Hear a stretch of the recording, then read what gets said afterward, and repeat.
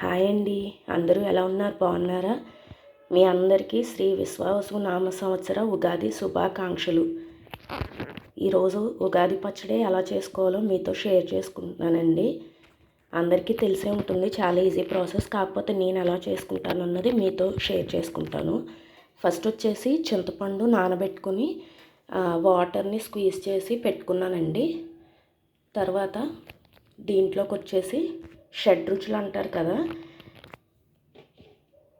వేప పువ్వు, పచ్చి మామిడికాయ ముక్కలు, మిరియాల పొడి, బెల్లం, అలాగే ఉప్పు, చింతపండు రసం అండి. షడ్రుచులు అంటే ఇవి.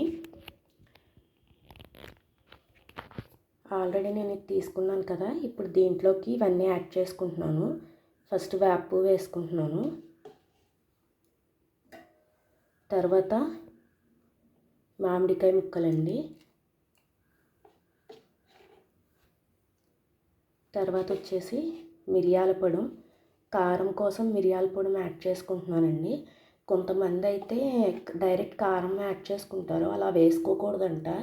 ఎందుకంటే మనం దాంట్లో వెల్లుల్లి ఇవన్నీ మసాలాలు వేసి పట్టించుకుంటాం కదండి కారం, అందుకని అది యూజ్ చేయకూడదంట.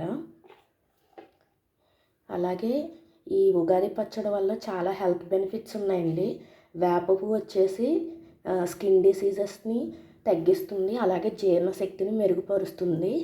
అలాగే బెల్లం వచ్చేసి ఐరన్ అలాగే విటమిన్ బి కలిగి ఉండడం వల్ల మన ఇమ్యూన్ సిస్టమ్కి చాలా మంచిదంట. అలాగే ఉప్పు అండి. ఉప్పు కూడా ఎక్కువ తీసుకోకూడదు, కాకపోతే తగినంత మోతాదులో తీసుకోవడం వల్ల దీంట్లో ఉన్న సోడియం వల్ల గుడ్ హెల్త్ అన్నది ఇంప్రూవ్ అవుతుంది మనకి. అలాగే మిరియాలండి. మిరియాల్లో కూడా మ్యాంగనీస్ అని మినరల్ ఉండడం వల్ల అది మన యొక్క బాడీలో బోన్ హెల్త్ని బాగా ఇంప్రూవ్ చేస్తుందంట.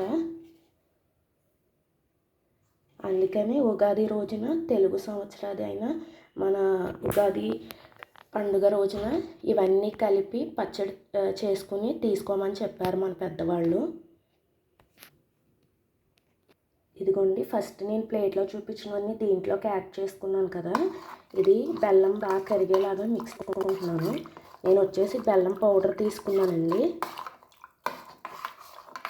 మొత్తం ఈ షడ్రుచులకి సంబంధించి వేసుకున్నాను కదా, ఇవన్నీ కూడా బాగా మిక్స్ చేసుకోవాలి. మిక్స్ అయిన తర్వాత ఒక బౌల్లోకి తీసుకొని దేవుడికి నైవేద్యం చూపించిన తర్వాత ఇంట్లో అందరూ స్వీకరించాలండి. ఈరోజు వీడియో అయితే ఇదండి. Thank you for watching.